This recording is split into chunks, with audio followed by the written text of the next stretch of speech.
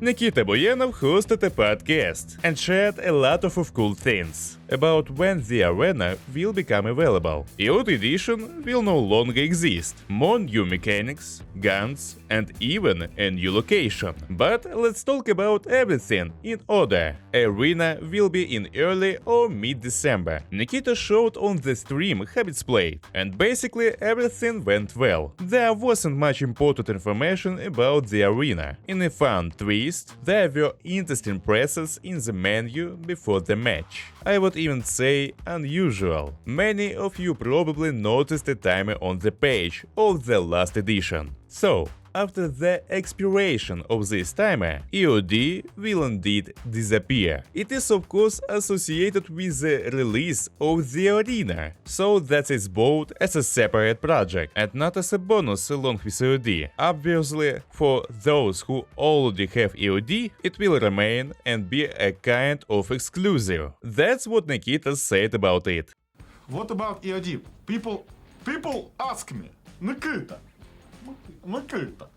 the EOD will be removed from the purchase, so it not be removed like from everyone who bought it. It will just the option, just the option to buy it will be removed. So the EOD version is limited edition, and eventually, I said it many times before, that eventually it will be out from the shop, and yeah, this is it. So this is the timer which goes on our escapefromtarkov.com/pre-order will be eventually set to 0000, and yes, you will not be able to purchase EOD version anymore after that moment.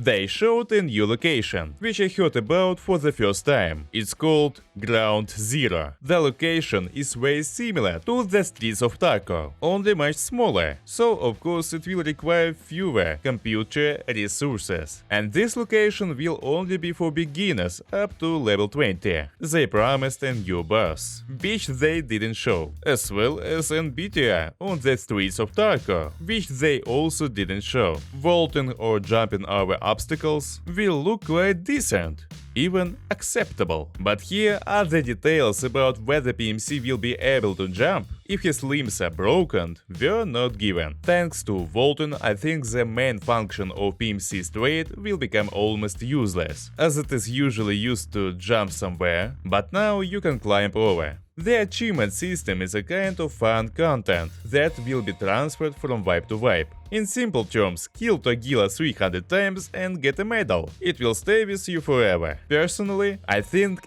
this doesn't fit into the lore and the concept of wipe. It reminds me more of some kind of Call of Duty or another arcade game, but I have nothing against it. On the weapon stand you can leave your favorite builds and mark them. Then they will start to appear in your profile. You might wonder why. Well, I'll answer. They will add the ability to view a player profile. So stats. Hello! By the way, you can save these builds from a teammate's, enemies or someone else's profile. They promised some improvement to the shoreline, but I didn't hear anything specific. As usual, there was talk about quest rework, anti-cheat improvement and everything else related to it. Over the last couple of months, a whopping 10,000 cheaters, macro users and all kind of evildoers have been banned. It's just incredible. They showed new guns, 9A91 on caliber 939, the same caliber as well. It looks like a very aggressive cricket. I'm afraid it will become meta, or on the contrary, I'm happy. Well, in general, there will definitely be a video from him. By the way, there will be an alternative, redesigned version with a suppressor. They showed RPD in caliber 7.62 x 39. It was quite a hefty recoil, but they promised that it would be reworked. Logically, due its weight and caliber, its recoil should be approximately like AKM's. But as I understood, this gun will be available not after the New Year's patch, but sometime later. The same story, by the way, with recoil. They said something like it's being redesigned. Looks more realistic, but when exactly it will be, I have not heard. The gun behaves more tolerably now. After all, it doesn't throw the barrel, but as if the recoil presses against your shoulder.